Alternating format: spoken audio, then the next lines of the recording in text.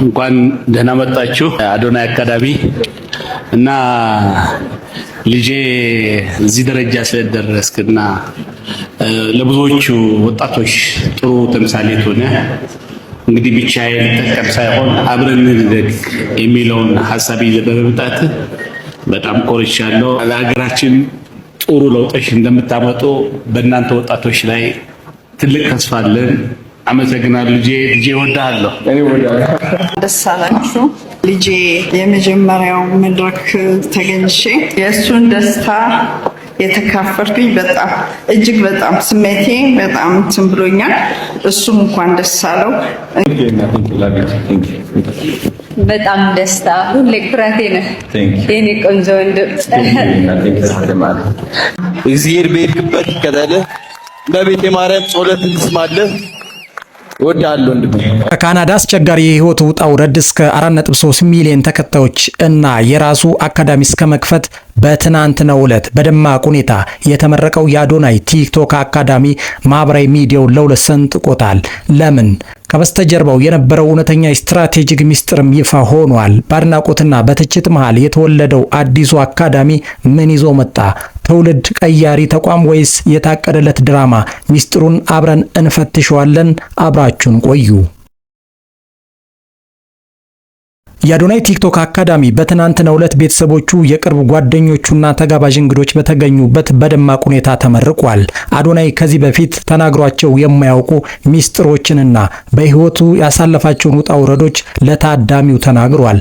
አዶናይ ማህበራዊ ሚዲያ በተለይ ቲክቶክ ዝም ብሎ መዝናኛ ሳይሆን ራስን በማወቅ ፍርሃትን በመስበርና ትችቶችን በማቋቋም የህይወትና የቢዝነስ ስኬት የሚመዘገብበት አዲስ የዲጂታል ኢኮኖሚ መድረክ ነው ይላል። ወጣቶች የሰዎችን ትችት ሳይፈሩ በቴክኖሎጂ ታግዘው የራሳቸውን እሴት እንዲፈጥሩና በአዶናይ ቲክቶክ አካዳሚ አማካኝነት በአዲሱ የዲጂታል ገበያ ውስጥ ተጠቃሚ እንዲሆኑ ያነቃቃበትና የጋበዘበት መድረክ ነበር።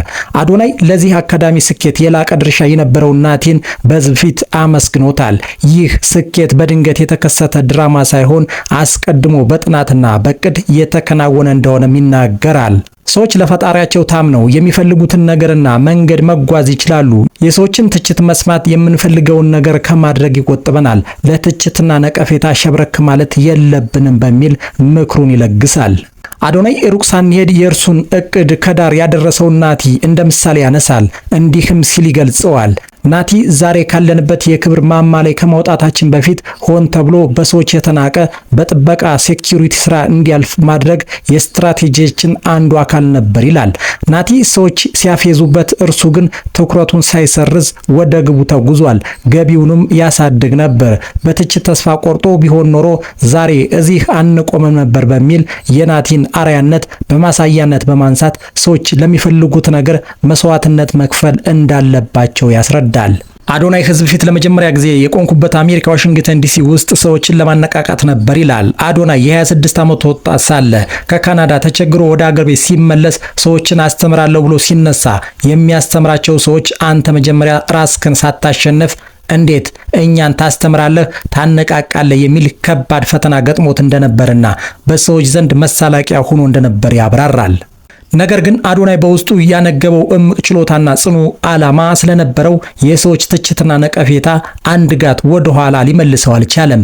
ማንኛውም ሰው አዲስ መንገድ ሲጀምር ስድብና ትችት አይቀሬ ስለሆነ መደናገጥና ወደ ኋላ ማለት አያስፈልግም ይለናል። ዓለም ዛሬ ላይ የደረሰችው ከሰዎች የተለየ ሐሳብ ባላቸው ሰዎች አመለካከት መሆኑን እንረዳለን። ቶማስ ጄፈርሰን አምፖልን ሲሰራ ሁለቱ ወንድማማቾች የአውሮፕላን በረራ ሙከራ ሲያደርጉ እንደ እብድ ተቆጥረው ነበር። ነገር ግን ከዓላማቸው ማንም አላስቆማቸውም ነበር። ይልቁንም የሰሯቸው ስራዎች ዘመን ተሻጋሪ ሆነው ዓለም እየተደመመባቸው ነው። ይህንን ያነሳሁት የአዶናይ ቲክቶክ አካዳሚ ከነዚህ ዕውቅ ሰዎች ስራ ጋር ለማነጻጸር ፈልጌ አይደለም። ይልቁንም የሰዎች ትችት ለዓላማችን ምን ያክል ጎታች እንደሆነ ለማሳየት ፈልጌ እንጂ። ብዙ ተከታዮችን የምናፈራው ስንወድቅ ሳይሆን ሲሳካልን ብቻ ነው። ይህንን በተመለከተ አዶናይ እንዲህ ይላል። ከጥቂት ዓመታት በፊት በቲክቶክ ህይወትህ ይቀየራል ቢሉኝ ኖሮ እኔም ራሴ ቀልድ ነበር። ወደ ቲክቶክ የገባሁት ታዋቂ ለመሆን ሳይሆን ከውስጤ የፍርሃት እስር ቤት ለመውጣት ነበር። መጀመሪያ ላይ በዋትስአፕ ግሩፕ ጓደኞቼ ይሳለቁብኝ ነበር። ፋራ እንዳልባል እጨነቅ ነበር። ነገር ግን ያለምንም ውስብስብ ስሌት የመጀመሪያውን ቪዲዮ በትግርኛ ቋንቋ ለቀኩ። ቀጥሎ የሰራሁት የሙዚቃ ቪዲዮ 1000 እይታን ሲያገኝ ትልቅ ተስፋ አየሁበት። ለመጀመሪያ ጊዜ በሰፊው የተሰራጨው ቫይራል የሆነው ቪዲዮዬ ስለ ብቸኝነት የተናገርኩት ነበር። እኔ ራሴ በሰው መሃል አድጌ ብቸኝነትን ፈራ ነበር። ጓደኞቼ ብቻዬን መሆኔን እንዳያውቁብኝ ይሸሽ ነበር። ይህንን ፍርሃት ለመጋፈጥ ስልኬን ዥዋዥዌ ላይ አስቀምጬ የ15 ሰከንድ ቪዲዮ ቀረጽኩና ብቸኝነት ውድቀት አይደለም አልኩ።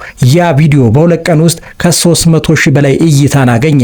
ያኔ ነው የማህበራዊ ሚዲያ ስርጭት ሚስጥር የገባኝ። ከዚያ በኋላ ስለ ስደት፣ ስለ እረፍትና ስለ እውነተኛ ስሜቶች በግልጽ ማውራት ጀመርኩ ይላል አዶናይ። የሰዎች ትችት ከዓላማው ያላስቀረው አዶናይ በየቀኑ የሚለቃቸው ይዘቶች በማህበራዊ ሚዲያ ላይ ተቀባይነትን አገኙ። በጥቂት ቀናት ውስጥ ከጥቂት እይታዎች ወደ ሚሊዮን እይታ መሸጋገር ቻለ። አዶናይ ያኔ ቲክቶክ ማለት የሰፊ ማህበረሰብ መገናኛ መድረክ መሆኑን በተግባር ማረጋገጥ ቻለ።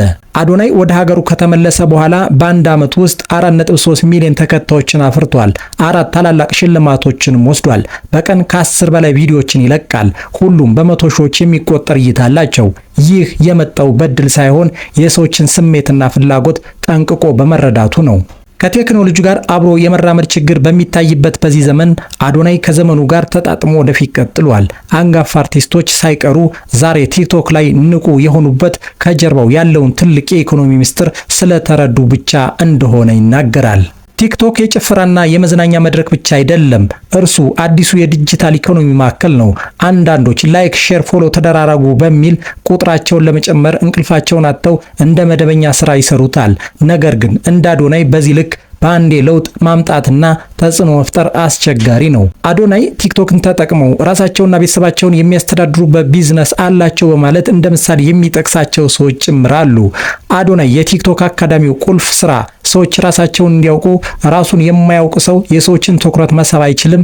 እኔ ማነኝ፣ ምን እፈልጋለሁ፣ ምን ማስተላለፍ እፈልጋለሁ የሚለውን ሲረዳ ለዓመታት እንቅፋት የሆነውን ፍርሃት እና ያልችልም መንፈስ ሰብሮ በልበ ሙሉነት መቆም የሚችለው ራሱን ሲያውቅ ብቻ ነው ይላል። በብዙ ሰዎች ዘንድ ተንሰራፍቶ ያለውን ፍርሃት፣ በራስ መተማመን ችግር፣ ራስን የመግለጽ እንቅፋት ለማረምና ለማስተካከል አዶናይ ቲክቶክ አካዳሚ የአካልና የኦንላይን ስልጠና ለመስጠት ለወራት ሰፊ ዝግጅት በማድረግ ዛሬ መመረቁን ይፋ አድርጓል። ከዚህ በተጨማሪ አካዳሚው የሰዎችን ስነ ልቦና መረዳትን፣ የአነጋገርና የእንቅስቃሴ ጥበብን እንዲሁም የካሜራ ፊት ኮሚኒኬሽንን ክህሎትን ያስተምራል። የአዶናይ ቲክቶክ አካዳሚ በይፋ መመረቁ ከተሰማ በኋላ ሰዎች የራሳቸውን አስተያየት በመስጠት ላይ ናቸው። ጉዳዩም ሰዎችን ለሁለት የከፈለና ማህበራዊ ሚዲያውን ያጨናነቀ መሆኑ ተሰምቷል። አብዛኞቹ የአካዳሚው ምረቃ በጥሩ ጎን ሲመለከቱት፣ ሌሎች ደግሞ አሁንም የበሰለ ትችታቸውን እያሳረፉበት ይገኛሉ። ብዙ ተመልካቾች አዶናይ በአጭር ጊዜ ውስጥ የብዙዎችን እንባ ያበሰ፣ ለሰው ልጅ ክብር ያለው፣ ሀገራችን ኢትዮጵያን በበጎ ጎን ለዓለም ሕዝቦች ያስተዋወቀ፣